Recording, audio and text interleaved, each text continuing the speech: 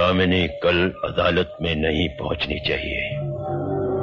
उसको तो मैं रोक लूंगा। अगली तारीख मैं ले लूंगा और उस तारीख से पहले ही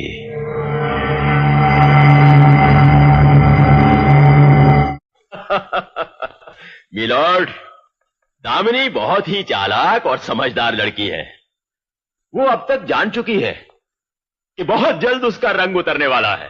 वो भाग गई है, अब तो उसे पुलिस ही पकड़ कर ला सकती है।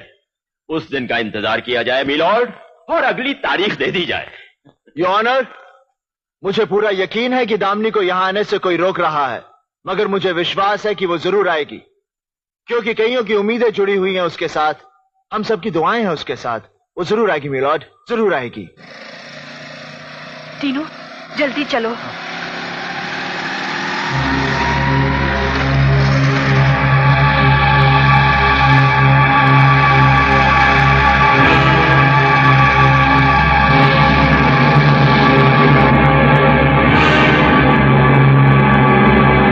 क्या यादव?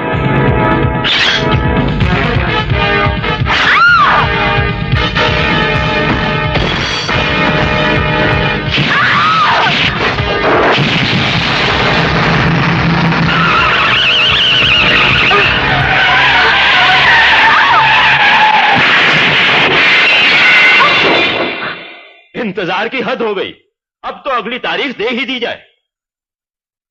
मिलॉर्ड, तारीख देने से पहले मैं कुछ अर्ज करना चाहूंगा। इजाजत है। पहली तारीख में यह कहा गया कि दामिनी पागल है, उसे पागलखाने भेज दिया, जहां उसे पागल बनाने की पूरी कोशिश की गई। दूसरी तारीख से पहले अस्पताल में पड़ी उर्मी का खून कर दिया गया और केस बना खुदकुशी का, जबकि इस अदालत में मैंने यह साबित कर दिया कि उर्मी ने खुदकुशी नहीं की, उसका खून हुआ है। और शेखर भी उस दिन सारे सच कहने ही वाला था कि चड्ढा साहब ने फिर से अपनी चाल चल दी, बीमारी का नाटक करके तारीख ले ली। नहीं तो उसी दिन मिलॉर्ड इस केस का फैसला हो जाता। और आज आप फिर से तारीख दे रहे हैं।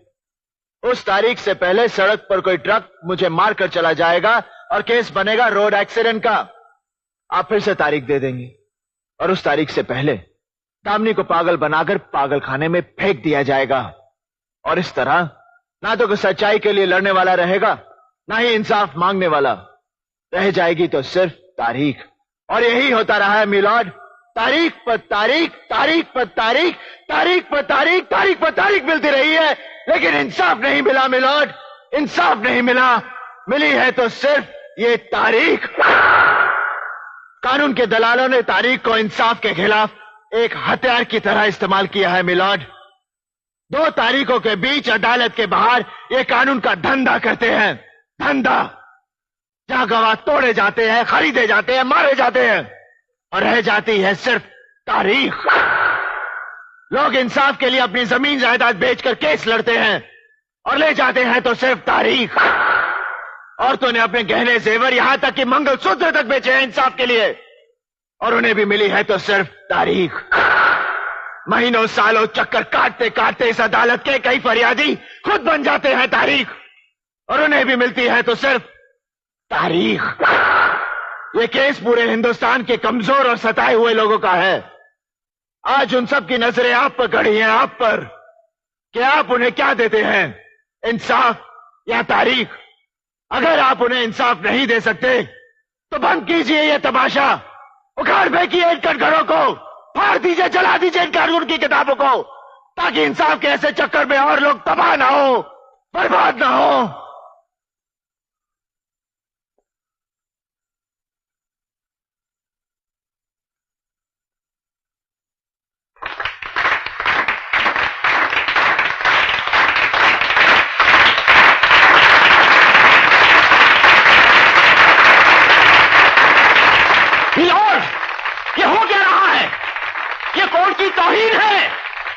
Contempt of court. मैं कहता हूं कि इसे सजा दीजिए, अभी फौरन इसे सजा दीजिए। Order, order. मिस्टर चड्ढा, किसे सजा देनी चाहिए और किसे नहीं, इसका फैसला अदालत करेगी। Order, order. जब तक ये अदालत किसी नतीजे पर नहीं पहुंचती, बर्खास्त नहीं होगी।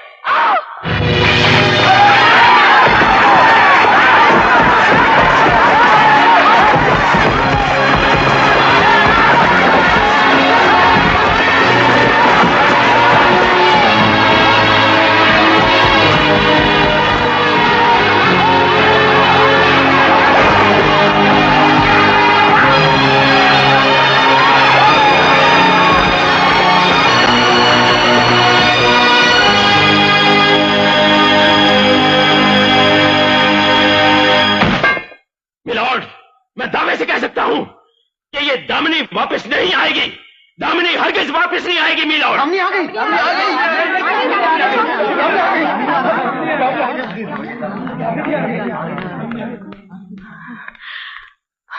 दामिनी तुम ठीक तो हो ना?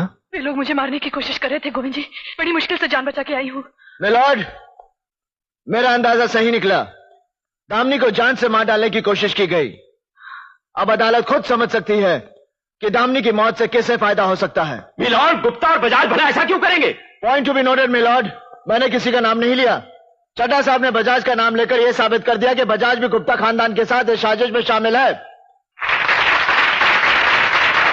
Order order. मिलॉर्ड, अब मैं शेखर गुप्ता को बुलाने की इजाजत चाहूंगा। जिसकी पत्नी ऐसी पागल हो, वो क्या मुंह दिखाएगा किसी को? भाग गया बेचारा। नामुमकिन है मिलॉर्ड, शेखर दामिनी को इस हाल में छोड़कर कहीं नहीं जा सकता। मेरे ख्याल से उसे कहीं बंद कर रखा है, नहीं तो गुप्ता खानदान की झूठी इज्जत बचाने के लिए उसकी बलि चढ़ा दी है। क्या अनाप शनाप बोले जा रहे हो तुम? मैं सही कह रहा हूं। यह नामुमकिन है मिलॉर्ड। कोई बाप अपने बेटे की जान नहीं लेगा। क्यों नहीं? जो लोग बेटी समान बहू पर जानलेवा हमला कर सकते हैं, घर में बंची की तरह बनी उर्मी का खून करवा सकते हैं,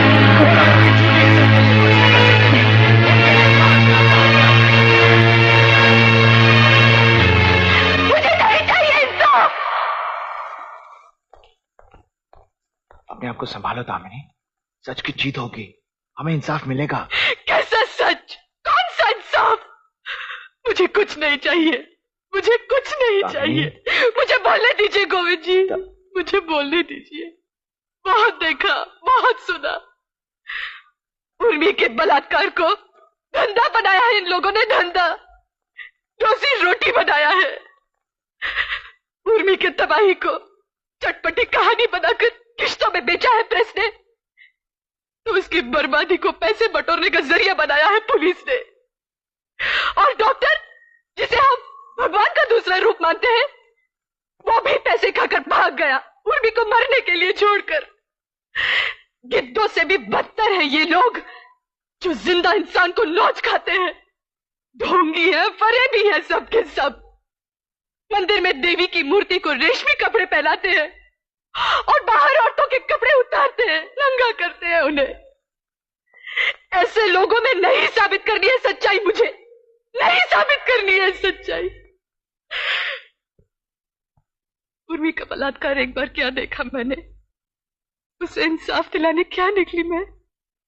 हर गली हर नुक्कड़ में उसका बलात्कार हुआ, कभी पुलिस थाने में तो कभी इंसाफ के इस मंदिर में। बार बार बलात्कार हुआ उसका, हर बार बलात्कार हुआ। हाथ कहां थे? हाथ कहां थे? बाहों पर या कंधों पर, कमर पर या जांघों पर? कितनी नंगी थी वो?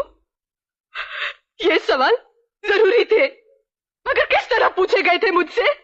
और जब ऐसे घिनौने सवाल मुझसे पूछे जा रहे थे तो क्यों नहीं उठी एक भी आवाज?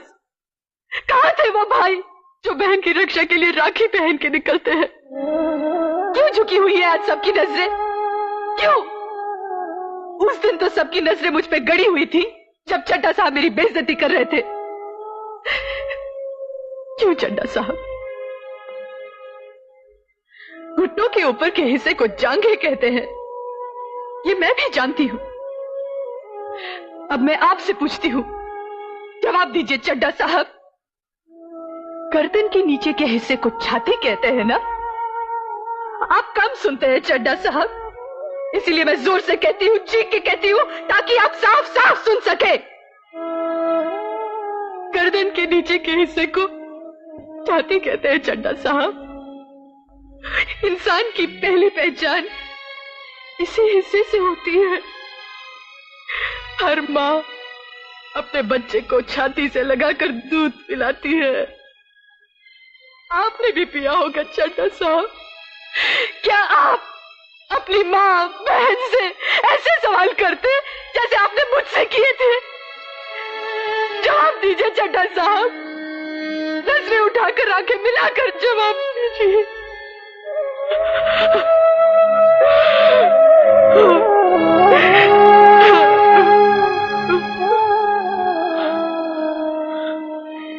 नहीं बाबा,